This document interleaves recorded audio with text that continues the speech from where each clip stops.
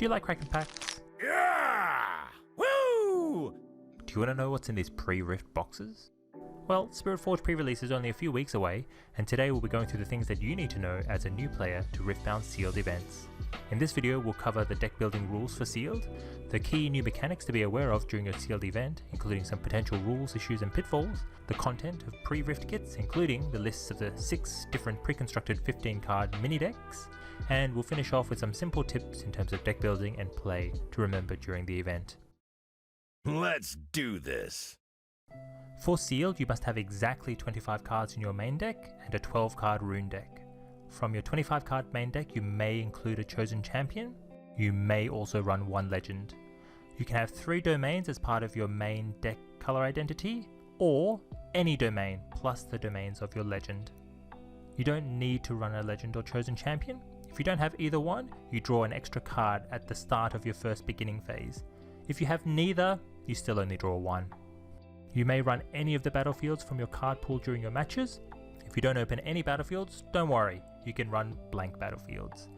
If you open multiple copies of one battlefield, you can run each copy of it once. Chosen champions do not need to match your legend.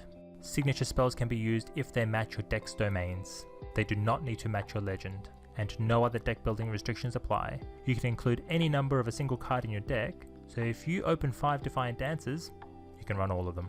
If your event is best of 3, your sideboard is your entire card pool. You can change domains during sideboarding. Now you probably can change the runes in your rune deck because you need to match the domain identity of your deck. Your sideboard is also meant to include all of the cards that you open, including legends, so you can probably change that too. Now there's nothing in the rules to say that you specifically can't do either of these things, but if you disagree, please let me know in the comments. Need a weapon? Now we're going to briefly discuss the mechanics that are being introduced in Spiritforged. Equipment. Fairly simple, they are gear that you can pay the equip cost to attach to a unit you control. Then, for as long as it stays attached, the unit receives bonuses from the effect box. If the unit it's attached to dies, the equipment stays in play. An important note is how equipment works differently to a game like Magic the Gathering. The act of equipping renders the card text inactive, including the equip cost. So equipment cannot be readily moved between units by paying the equip cost again. You either have to wait until the unit leaves the board, or use abilities such as Weapon Master or Jax's Legend. Otherwise the mechanic is fairly straightforward. The only confusing one might be Spinning Axe if you're lucky to pull one. Remember that the rules text is disabled when attached, so the card will not be temporary whilst attached. Quick Draw. An ability on equipment, this allows them to be played at reaction speed and be attached to a unit without paying its equip cost. Only 4 cards in the game have this ability, although with Jax Unmatched you can give it to all of your equipment, and the maximum might it will provide is 3, in Sterix Gauge and Spinning Axe. Weapon Master. This is a triggered ability on playing units. This allows you to equip an equipment for 1 power discount. Remember that there are some equipment such as Spellsonger that costs more than 1 power to equip, so it won't always make equipping completely free. Repeat. This is an additional cost you pay as part of playing the spell in order to duplicate the card's instructions. Each instance of repeat can only be used once. However, if you have a card such as Temporal Portal, you might be able to play a spell with multiple instances of repeat. Repeating essentially adds the instructions back onto the card. It does not create reflexive triggers, so you cannot play reactions between 2 effects. For example, you couldn't play a reaction between the 2 procs of Rocket Barrage. Also, because it's just one spell, counter spells such as Hard Bargain will counter the whole thing. Gold Token. Super simple, a token that you can exhaust and kill to generate a power. These are gear, so can be sacrificed to Jace's ability and count towards Ornn's power. Nothing but cheap toys and tricks. Here's what's contained within the pre-Rift kits. There's one 15-card mini deck with predetermined card components featuring 6 different legends, which we'll go through in a lot of detail. 5 Spiritforged booster packs, and 1 promo Yone Blade Master, which you should be able to use as part of your card pool. We're now going to go through all 6 of the 15-card pre-constructed mini decks and talk about the cards contained. This can also serve as a primer to understand what cards are contained within each colour, so you can better inform yourself on what themes you want to be building towards. Links to these lists are in the description. Please note that these lists are not confirmed by Riot, and if they turn out to be inaccurate, I will leave a pinned comment. The Ezreal Legend is going to be really hard for you to activate and seal, so don't stress too much about building around him. Focus on putting good quality cards into your deck, and if you happen to have the spells in your pool that target, lean into them as a second priority. The deck itself has a really solid base. Plundering Porrow is an excellent 2-drop, and Windsinger has some really excellent utility as both an early and mid-game tempo play. The 3-drop Canines of Frostcoat Cub and Loyal Pup are both solid interaction and tempo units. Ezreal Dashing is a super annoying unit and will be pretty difficult for your opponent to deal with, especially with equipment slapped on him. Beast Below is a really strong top end as well. You've got Called Shot, which is a premium card selection tool, though without Purple Ezreal, playing it repeated is much more punishing to play. Not many weaknesses in the deck really, but Temptation can be a bit awkward to play sometimes, given its requirement for another unit to be where you want to send the target. Temporal Portal is a pretty big tempo loss if you play it early, and sometimes you won't be able to take full advantage of the effect. But if you open some good low energy, low power spells, it could be really strong, so it'll depend on the rest of your pool. Temporal Portal will also facilitate activating Ezreal's Legend ability, so bear that in mind. It could be a really good card draw engine for you as well. Ravenbloom Conservatory is really good if you hit a critical mass of spells, so if you have lots in your deck, definitely run it. Overall, Ezreal seems a pretty strong deck, and the ceiling is really high if you manage to get some more interaction and repeat spells. Irelia is a really strong legend that's really power hungry. In the early game, be really careful when you activate her. It's often better to save the runes and look to have bigger turns with lots of movement and conquering in the mid to late game. Irelia's deck also provides a really good base. Very premium 2-drops in Lonely Porrow and Treasure Hunter. The 4-drops are also really solid, with Stellarcorn Herder being an absolute menace if you can keep her alive. Not so fast is premium interaction, and Boots of Swiftness is crazy. Being able to give a unit ganking means you'll be able to surprise your opponent with a unit's maneuverability. First Mate is an insane card for being able to do something similar, so being able to give the unit moving 2 might as well is really solid. Royal Entourage seems fairly weak though. 3 energy is an awkward number and 1 power is rough to play in the early game, especially for Irelia, who needs access to her runes later for a bigger turn. Treasure Hoard can be good to offset some power costs you'll incur, so probably worth running. Irelia is a really strong list and her legend ability will be impactful most games. Remember that choosing a unit to equip with equipment will activate her ability, so additional high impact equipment should be considered a high priority. Jax has a strong legend ability similar to Kai'Sa and Ornn. He will save you power throughout the game, assuming you're using that power to equip things. He also gives the additional utility of being able to move equipment between units, which you normally can't do. Apprentice Smith is an amazing 2-drop, providing really decent card advantage with critical massive gears in the deck. Dauntless Vanguard is a really good 4-drop. He does cost an orange power, but being able to kill your opponent's early game play while scoring is pretty insane. It will also set you back, so you can't play a 6-drop turn afterwards, but Jax Unmatched is a 5-drop anyway, so it'll likely work out just fine. Guardian of the Passage is your top end, and an insane value engine if you can hold the battlefield. The equipment are okay, but not amazing. Doran's Blade is very efficient and probably the best of the 4 included. Brutalizer works well with Jax Unmatched, but otherwise can be a bit underwhelming. Doran's Shield is a pretty cute card, and might help save a unit, especially with Jax Unmatched. I think tank is a really good keyword, and I expect Shield would perform pretty well. Personally, I think I'd be running Doran's Blade and Shield over the other 2, but let me know what you think. The interaction package is pretty non-existent. Strike Down is a slow speed spell that needs an equipped unit to be on the field, and also that unit needs to be bigger than the target. Thwonk is good, but again conditional. Ornn's Forge could be pretty good though. Useful if you have Jax Unmatched out, since you could potentially hold up no energy and still play out Doran's Shield, which is a neat trick. Overall, Jax is a really solid deck that will benefit from a few changeouts of equipment and additional interaction pieces.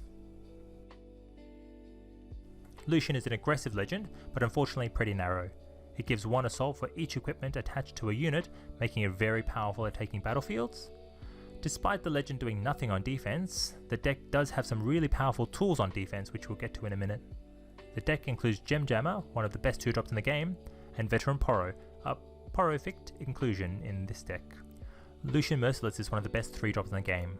While playing a 3-drop on turn 2 can be awkward, having 1 energy open is a very meaningful thing in the body domain because of Punch First, which is included in this mini deck. Armed Assailant is also an actual bomb and a very powerful top end.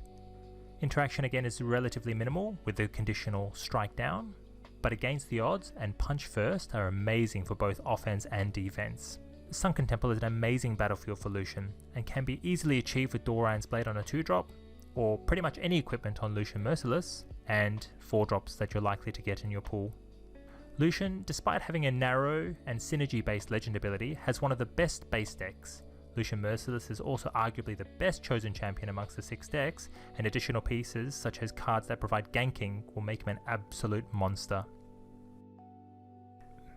Reksai is a conditional card advantage engine, and the bar to clear to get that advantage is relatively low. Unlucky top decks will lead to the legend doing absolutely nothing, but there isn't much opportunity cost lost by running Reksai. Unfortunately, the deck is amongst the weakest of the 6 precons. The 2-drops are acceptable without being the premium quality that's present in the other decks. Eager Drakehound is a great unit, but unfortunately costs a power and has stats that only bring it on par. Void Drone is going to feel amazing when you hit it, but just a normal, awkward 3-drop when you don't. All of Reksai's 4-drops are subpar as well, and Reksai's champion unit is also pretty average and awkwardly costed. And there's no big top-end unit. It does have Blood Rush, which is a powerful attacking tool, and Drag Under, which is one of the few premium removal spells included in these decks. And BF Sword is pretty good, making all your units into meaningful problems for your opponent, but all in all the deck needs help. Seed of Power also seems really bad.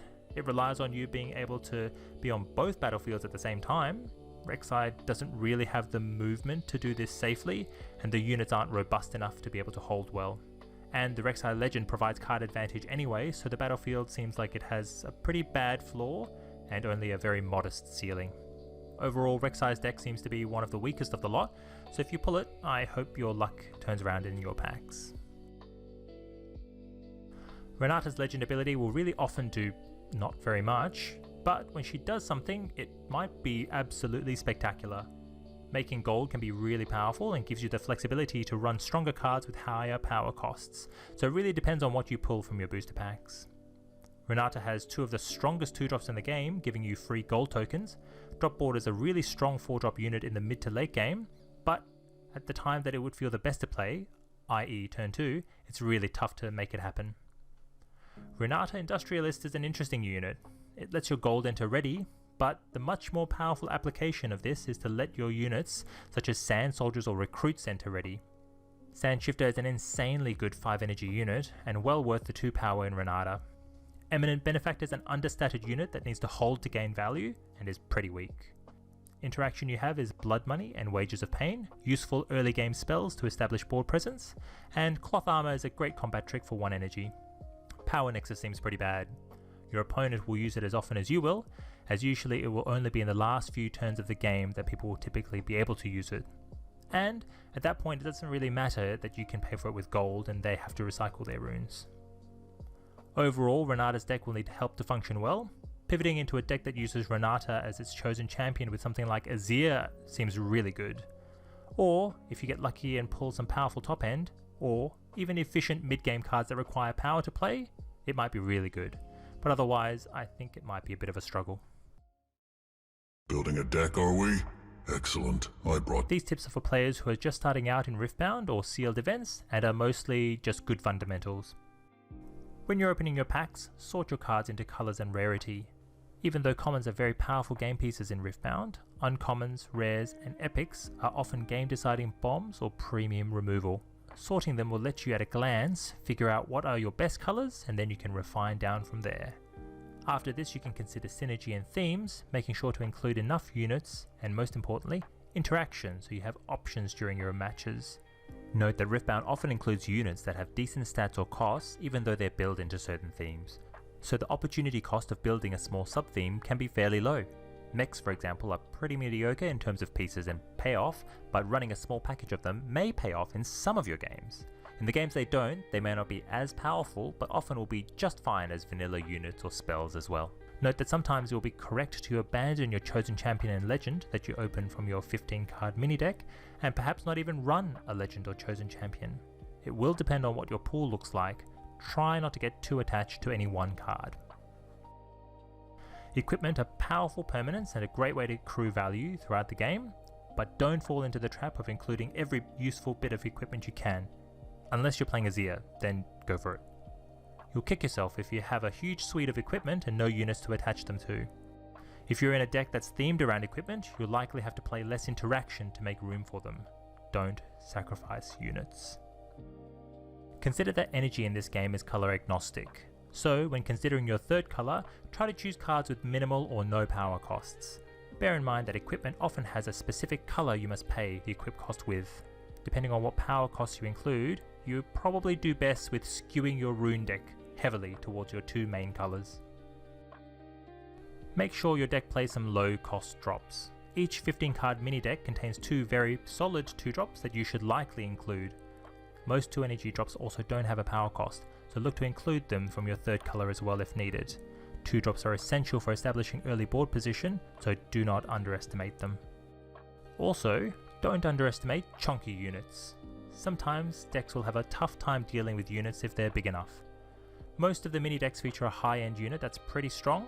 Armed Assailant is a great example of a unit that might look terrible coming from constructed, but it's a bomb in this format.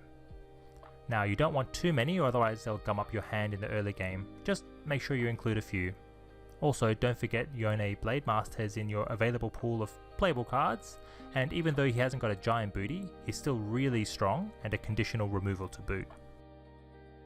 If you're playing for fun, don't worry about this, but you can run blank battlefields, even if you open 3+ battlefields in your pool. And often, bringing blank battlefields will be strategically better than including a battlefield just because you opened it. Otherwise, when considering running a battlefield, try to think whether this is a good battlefield for you going first or second, and obviously whether it synergizes with the strengths of your deck or patches up some weaknesses. Just a couple of generic pointers to remember during your games if you're just starting out. Always think about pulling back your unit from the battlefield. Holding and conquering during your turn are effectively the same in terms of scoring. Holding is most important if you have hold abilities, if you're trying to deny your opponent points, or if you're within 1 point of winning the game.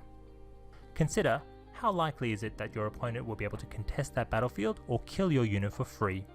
If you have that unit back at base, next turn you have more flexibility and might be able to mount a more strategic counterattack.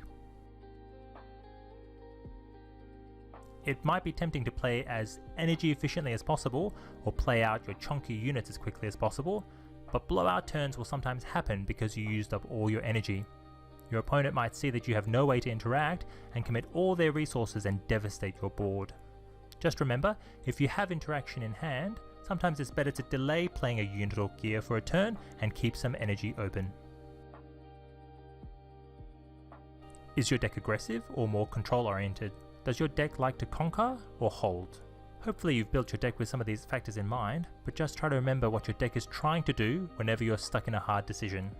Now at the higher level you should be thinking about your opponent's outs and win conditions as well, but during pre-release the card should be new to most people, so don't stress about it too much. And that does it for today's video. I hope this video was helpful to you. Have fun, catch you in the next one.